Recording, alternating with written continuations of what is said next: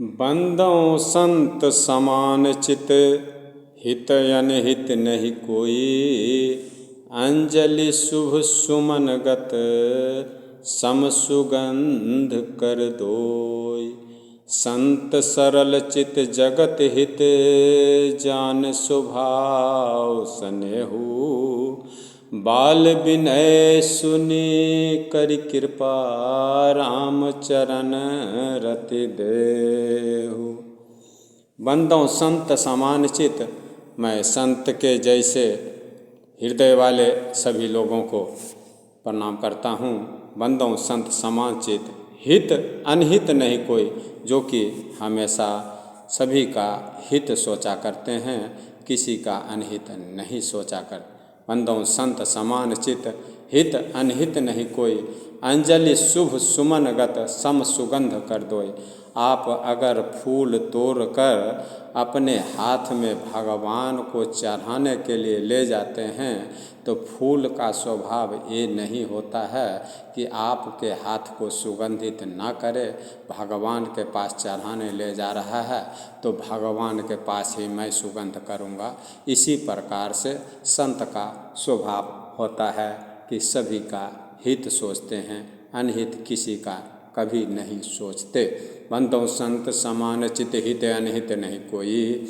अंजलि शुभ सुमन गत, सम सुगंध कर दोय। संत सरल चित जगत हित, संत का हृदय जगत के हित के लिए। संत सरल चित जगत हित, जान स्वभाव सनेहु।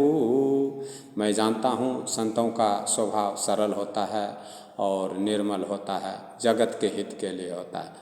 बंदों संत समान चित, हित अनहित नहीं कोई। अंजलि शुभ सुमन गत, सम सुगंध कर दोय। संत सरल चित जगत हित, जान स्वभाव सनेहु। बाल विनय सुनि करि कृपा, राम चरण रति देहु।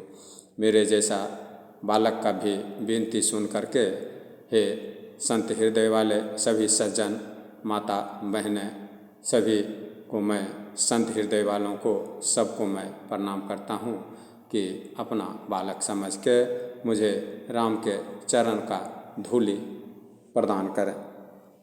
अब मैं ये कथा, रामचरितमानस का कथा, मैं इस उद्देश्य से नहीं कर रहा हूँ कि किसी धर्म को, किसी जाति विशेष को और किसी व्यक्ति विशेष को आहत पहुँचे। मैं अपना कथा रामचरितमानस जन जन तक पहुँचाना चाहता हूँ। मेरा उद्देश्य यही है। मैं किसी जाति, धर्म और किसी भी मजहब के लोगों से बैर भावना के स्वभाव से ये रामचरितमानस नहीं कर रहा हूँ। आगे के लिए प्रसंग प्रस्तुत है। कहा हमार न सुने तब, नारद कर उपदेश।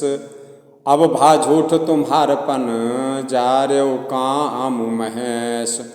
बालकांड रामचरितमानस तुलसीदास जी के द्वारा लिखा हुआ रामचरितमानस का बालकांड और बालकांड का दोहा नंबर 89 मैं आपसे बता चुका हूँ पहले भी कि नारद जी के द्वारा तपस्या किए हुए माता पार्वती को नारद जी प्रेरित किए, तपस्या करो भोलेनाथ मिलेंगे। उन्हीं के कहने के अनुसार माता पार्वती ने तपस्या की और तपस्या में सफल हुई और भोलेनाथ शादी करने के लिए तैयार हो गए माता पार्वती से। तो सप्त ऋषि जी जाके माता पार्वती से बोल रहे हैं कि नारद जी के उपदेश से तुमने उस समय हमारी बात नहीं मानी। मैंने तुमको विष्णु जी से विवाह करने के लिए बोला था और बात तुमने नहीं सुनी। अब तो भोलेनाथ से शादी करने से क्या फ़ायदा होगा, जबकि कामदेव को ही भस्म कर दिए, तो अब सृष्टि चलेगी कैसे। इसलिए मेरा बात पहले मान लेना था तुमको। तो अब देखिए माता, जगत की माता पार्वती क्या बोल रही हैं सातों ऋषि से। सुनी बोली मुस्काई भवानी, सत्य कहूँ मुनि बर विज्ञान। माता पार्वती बोल रही हैं सातों ऋषि से कि यह बात तुम लोग सत्य कह रहे हो। माता पार्वती मुस्कुराते हुए बोल रही हैं, हे विज्ञानी मुनिवरों, आपने उचित ही कहा। आपकी समझ में भोलेनाथ ने कामदेव को जराकर भस्म कर दिया, तो क्या अब तक वे भोलेनाथ विकारयुक्त यानी कामी ही रहे? तभी आप बोल रहे हैं अब तो जरा के भस्म कर दिया। तुम्हारे जान कामू अब जारा, अब लगी शंभु रहे स्विकार। तुम्हारे जानकारी में भोलेनाथ स्विकार युक्त रहे यानी कामी रहे, अब कामदेव को जरा दिए। ऐसा माता पार्वती सप्तऋषि माता से बोल रहे हैं। हमरे जान सदा शिव जोगी, अज अनबध ओ काम ओ भोगी। हमारे जानकारी में, हमारे समझ से तो भोलेनाथ सदा से ही जोगी और अजन्मा और अनीह काम रहित और भोगहीन रहे हैं। और यदि मैंने शिव जी को ऐसा समझ कर ही मन वचन और कर्म से प्रेम सहित उनकी सेवा की है, माता पार्वती सप्तऋषि से बोल रहे हैं, जो मैं शिव से यो अस जाने, प्रीति समेत कर्म मन बान। जो मैं ऐसा समझ के भोलेनाथ का सेवा कर्म मन और वचन से किया हूँ, तो सुनिए आगे क्या बोल रही हैं माता पार्वती कि तो हमार पन सुनहु मुनीसा, करी हैं सत्य कृपा निधीसा। अगर मैं ऐसा जान करके, ऐसा समझ करके, हे मुनियों, हे सप्तऋषि जी सुनिए, वे कृपा निधान भगवान मेरी प्रतिज्ञा को सत्य करेंगे और मेरी मनोकामना को जरूर पूरा करेंगे भोलेनाथ। मैं अगर मन कर्म वचन से भोलेनाथ का जप तप किया तो तुम जो कहा हर जा रे ओ मारा, सोई अति बरो विवेक तुम्हारा। माता पार्वती बोल रहे हैं कि हे सप्तऋषि, हे महामुनि, आपने जो कहा कि कामदेव को भोलेनाथ जरा कर मार दिए, तो ये आप लोगों का सबसे बड़ा मूर्खता है। आप इस बात को जो बोल रहे हैं कि कामदेव जल गया और भस्म हो गया, तात अनल कर सहज स्वभाऊ, हिमत ही निकट जाई नहीं काऊ। हे ऋषिदेव, हे सप्तऋषि, हे मुनि स्वर, आप इस बात को गांठ बांध लीजिए कि अग्नि का तो यह सहज स्वभाव ही है कि उसके पास पाला कभी जा ही नहीं सकता है, अग्नि के पास।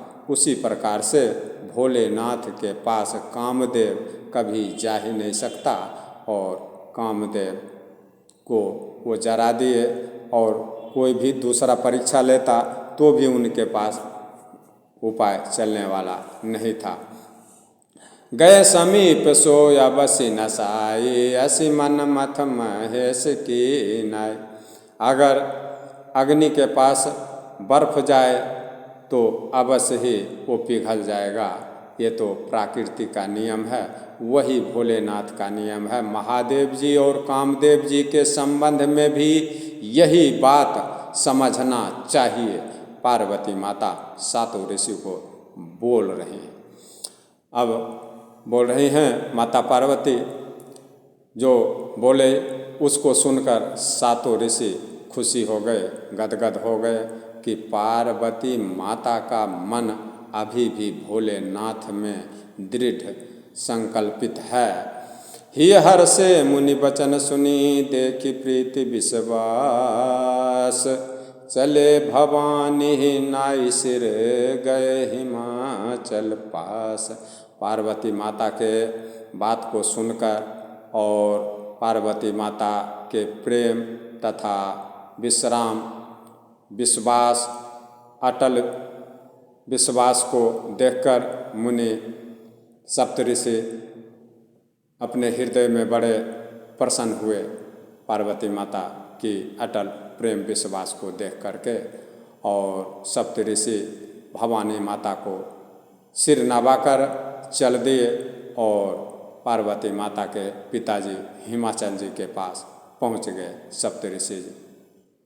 सब प्रसंग गिरिपति सुनावा, मदन दहन सुनियति दुख पावा। बहुरी कहो रति कर वरदाना, सुने हिमवंत बहुत सुख माना। सातों ऋषि पर्वतराज पार्वती माता के पिताजी के पास पहुँच गए और पर्वतराज हिमाचल जी को सब हाल सुना दिए सप्तऋषि, और कामदेव का भस्म होना भी सुना दिए। कामदेव का भस्म होना सुनकर पार्वती माता के पिताजी यानी गिरिराज जी हिमाचल जी बहुत दुखी हो रहे हैं। फिर सातों ऋषियों ने रति के वरदान की जब बात कही तो इस बात को, रति के वरदान को सुनकर हिमवान जी यानी पार्वती माता के पिताजी बहुत सुख मान रहे हैं। हृदय विचारी शंभु प्रभुताई, सादर मुनिवर लिए बोलाई। सुदिन सुनख तु सुघरी सोचाई, बेगी वेद विधि लगन धराय।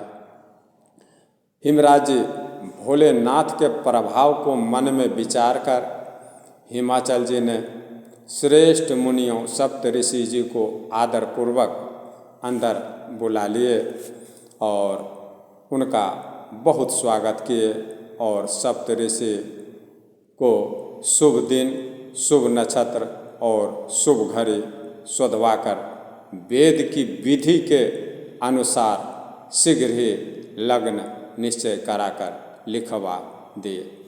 सुदिन सुनख तु सुघरी सोचाई, बेगी वेद विधि लगन धराय। सुदिन अच्छा दिन, सुनखत अच्छा नक्षत्र, सुघरी अच्छा समय सोचकर जल्दी ही वेद के विधि के अनुसार लगन लिखवा लिए। पार्वती माता के पिताजी गिरिराज जी पर्वतों के जो राजा हैं। पत्रि सप्तऋषिन सोई दिन गही पद विनय हिमाचल के ने। वो पत्री लगन पत्रिका बन गया भोलेनाथ का। वो लगन पत्रिका गिरिराज जी सप्तऋषि जी को दे दिए और सप्तऋषि के चरणों में हिमराज जी प्रणाम कर रहे हैं। जाई विधि तिन दिनी सोपाते, बाचत प्रीति न हृदय समाते। फिर सातों ऋषि जी हिमाचल जी के दिए हुए लगन पत्रिका को लेकर चल दिए और उन्होंने जाकर वह लगन पत्रिका ब्रह्मा जी को दे दिए और उसको पढ़ते समय उनके हृदय में प्रेम समाता नहीं है। सभी देवी देवता ब्रह्मा जी लगन पत्रिका को पढ़कर सुनकर आनंदित हो रहे हैं।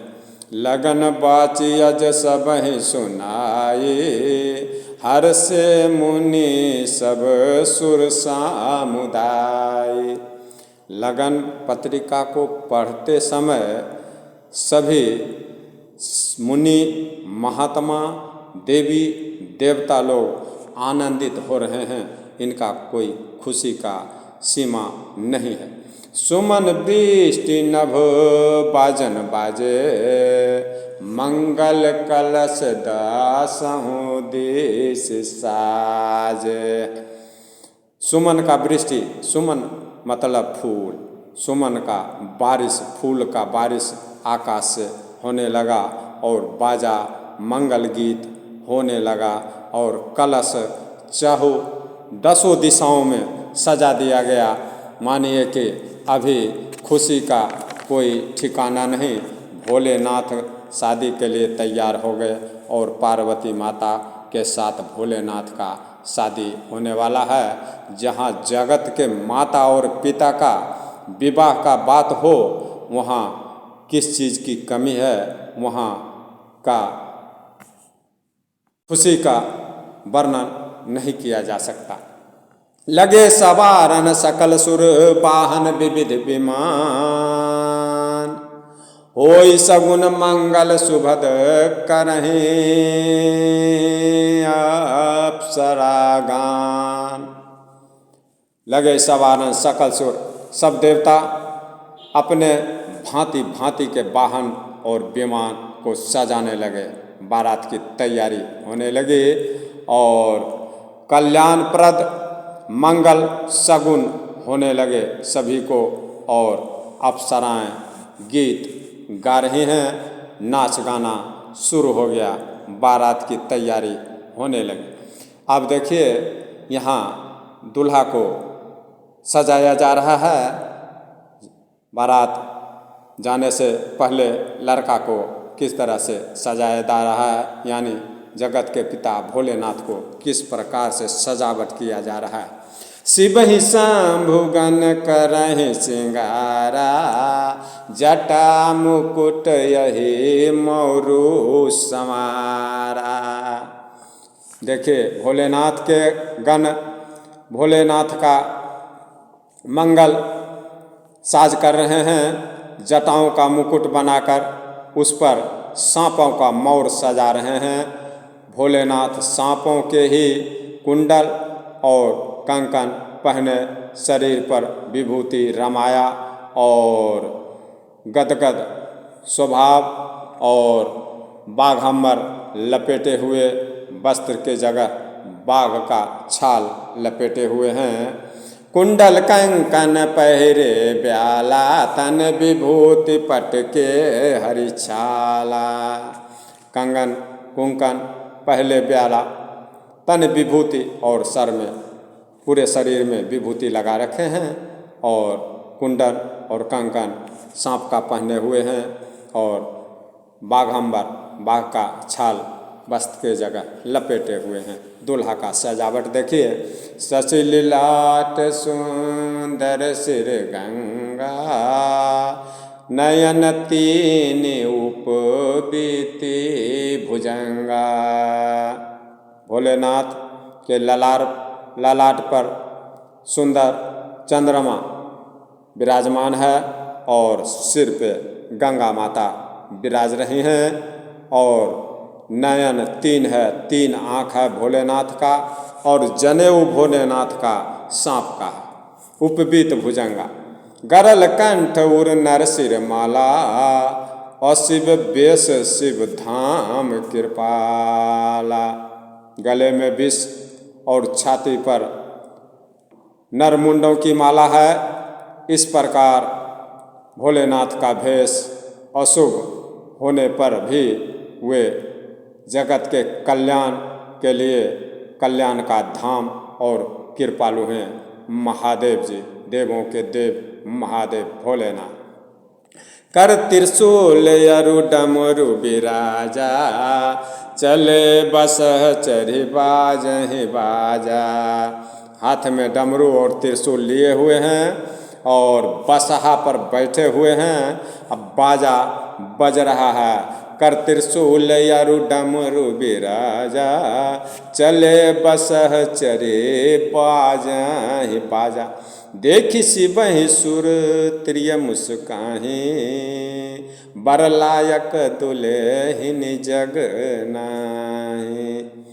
इस बारात को और इस प्रकार के सजावट के दूल्हा को यानी भोलेनाथ को देख करके स्त्रियां, देवताओं की स्त्रियां मुस्कुरा रही हैं, देवांगनाएं मुस्कुरा रही हैं और कह रही हैं कि हे सखी, इस दूल्हे के योग दुल्हन इस संसार में मिलना मुश्किल है। इस भेष वाला दूल्हा का जो भेष है, इसके लायक दुल्हन मिलना ही मुश्किल है। विष्णु विरंच आदि सुर प्राता, चढ़ी चढ़ी वाहन चले बढ़ाता। विष्णु जी और ब्रह्मा जी सभी देवताओं के झुंड अपने अपने वाहनों सवारियों पर चढ़कर बारात में चल पड़े। सुर समाज सब भांति अनुपा, नहीं बारात दूल्ह अनुरूपा। देवताओं का समाज सब प्रकार से परम सुंदर है, लेकिन दूल्हे के योग बारात नहीं है। ये बाराती नहीं है और ना बारात है, ये बाराता है भोलेनाथ का। विष्णु विरंच आदि सुर ब्राता, चढ़ी चढ़ी वाहन चले बराता। बराता है ये। कोई भी आदमी इस शब्द को गौर से सुने और इस बात पे गौर करें।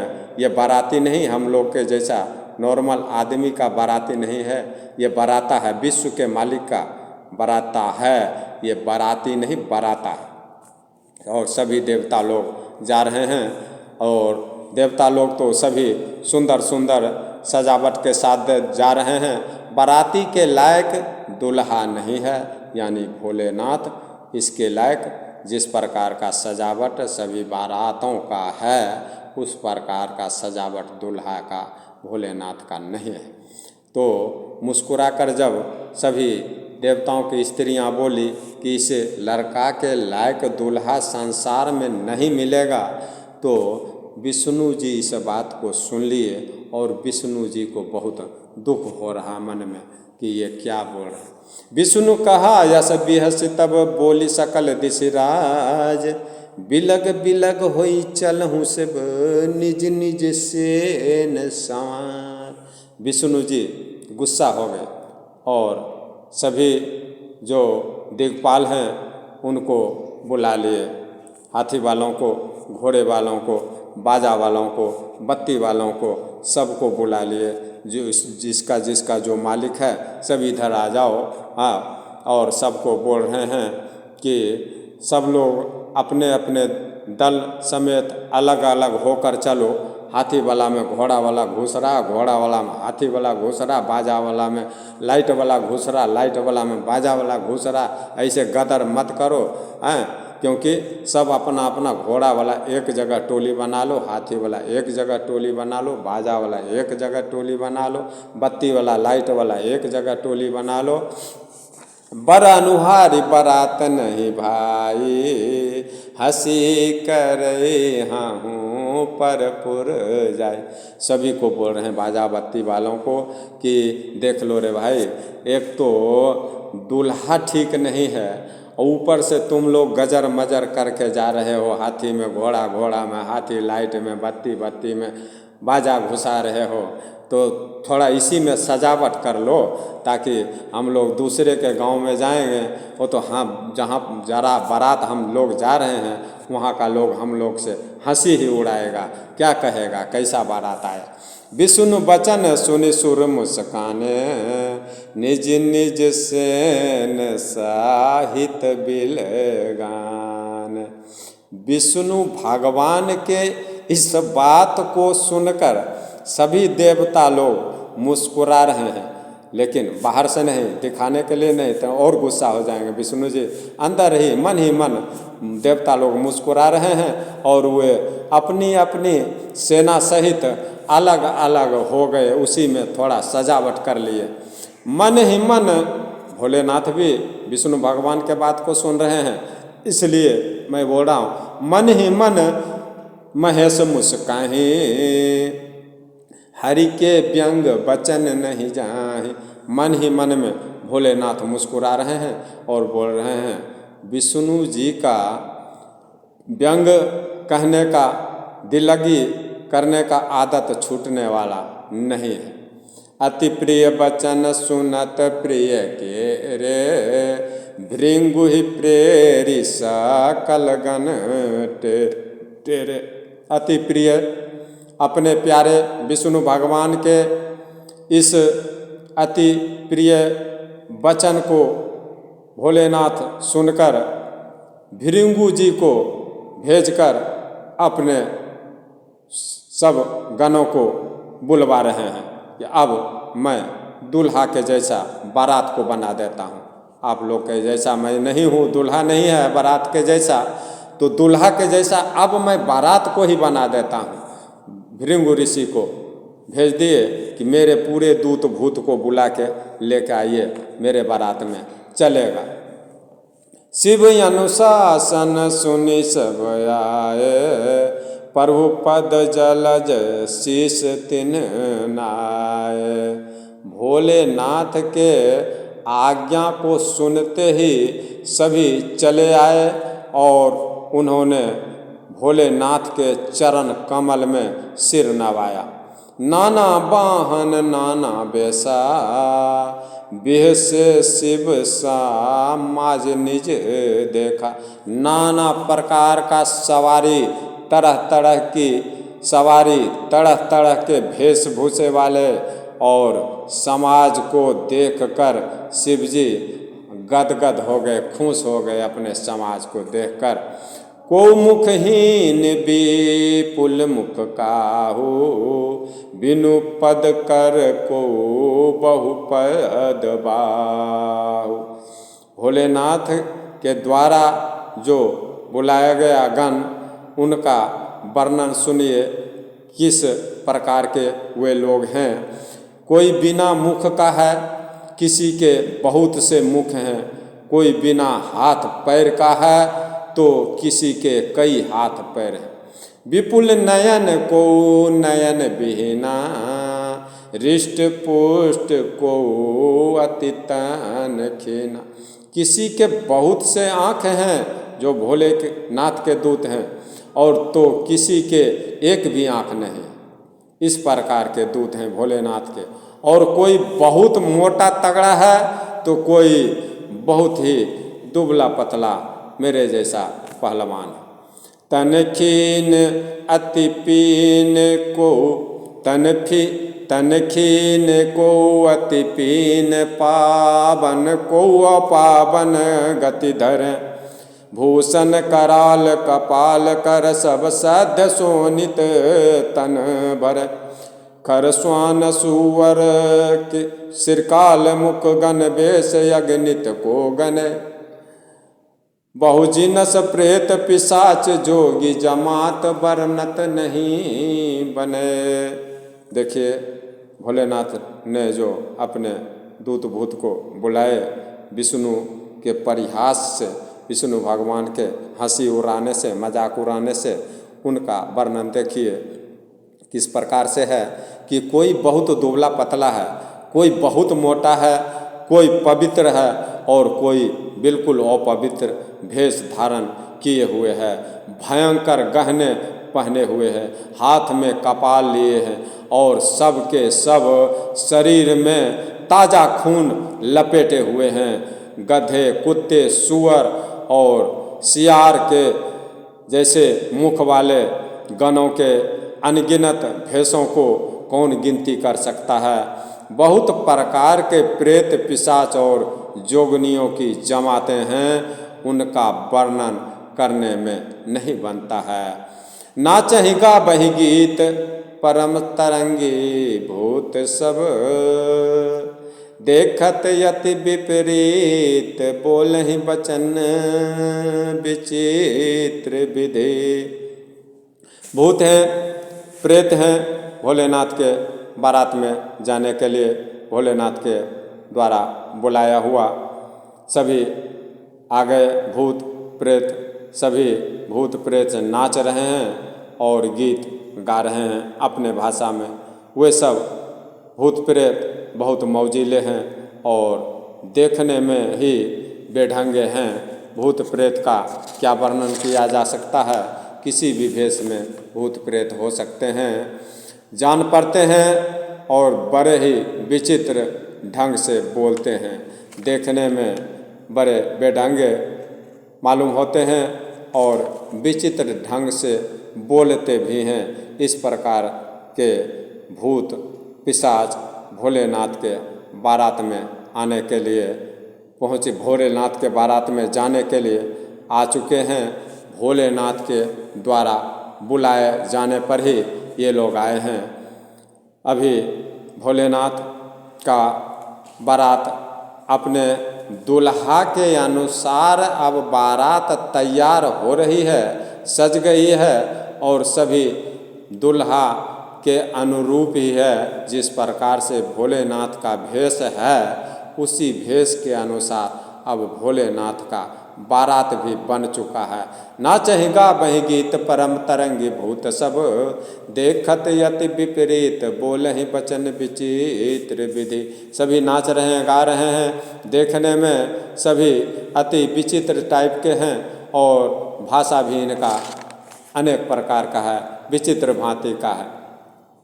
जस दुल्हू तस बनी बराता, पहले ही मैं बोल चुका हूँ आप लोगों से कि ये बाराती नहीं है, बराता है, क्योंकि जगत के पिता का शादी होने जा रहा है। जस दुल्हू तस बनी बराता, कौतुक विविध हो ही मग जाता। अब जैसा दुल्हा है उसी प्रकार का बारात बन गया और शोर शराबा होते हुए बारात आगे की तरफ बढ़ रही है, जा रही है, हो हल्ला करते हुए। यहाँ हिमाचल रचऊ बिताना, अति विचित्र नहीं जाई बखाना। यहाँ पार्वती माता के पिताजी बारात की आओ भगत के लिए, सेवा के लिए जो समियाना टेंट लगा रहे हैं, इधर हिमाचल जी विचित्र मंडप बना रहे हैं जिसका वर्णन नहीं किया जा सकता है। जहाँ जगत की माता का मंडप हो उसका वर्णन कौन कर सकता है।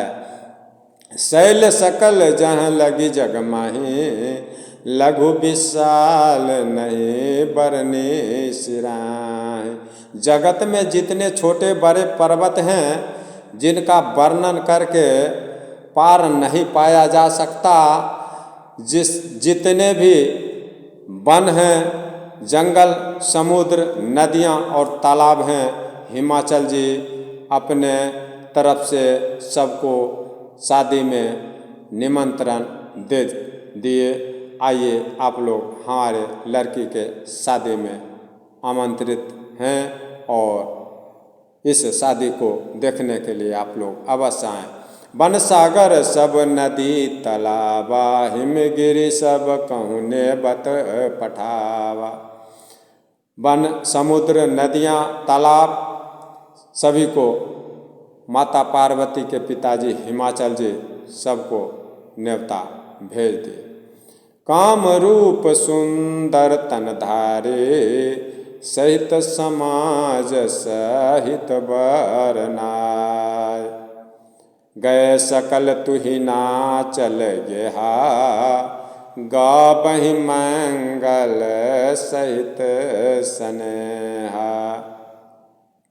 वे सब नदी, तालाब, समुद्र सभी अपने इच्छा के अनुसार पुरुष का रूप धारण करके, सुंदर शरीर धारण करके, सुंदर स्त्रियों और समाजों के साथ महाराजा हिमाचल जी के घर पर पहुंच गए और सभी स्नेहपूर्वक मंगल गीत, शादी का गीत गा रहे हैं। प्रथम ही गृह बहु गृह समराय, जथा जोग जहाँ सब छाए। पहले हिमाचल जी के पास पहुँचते ही घर में जितने भी लोगों को न्योता दिए थे हिमाचल जी, सभी उनके घर पर पहुँच गए। हिमाचल जी ने पहले से ही बहुत से घर सजा कर रखे थे, उनको ठहरने का व्यवस्था बना रखे थे। यथाजोग उन स्थानों में सब लोग उतर गए और सबको रहने का व्यवस्था मिल गया। पुर शोभा अब लोकी सुहाई, लागई लघु बेरंची निपुनाय। महाराज गिरिराज जी के नगर की सुंदर शोभा को देखकर ब्रह्मा जी की रचना, ब्रह्मा जी की चतुराई भी तुच्छ कम लग रही है। यहाँ छंद है, लघु लाग विधि की निपुणता अवलोकिपुर शोभा सही। वन बाग कूप तराग सरिता सुभग सब सक को कहे। मंगल विपुल तोरण पताका केतु गृह गृह सोहै। वनिता पुरुष सुंदर चतुर छवि देखी मुनि मन मोहै।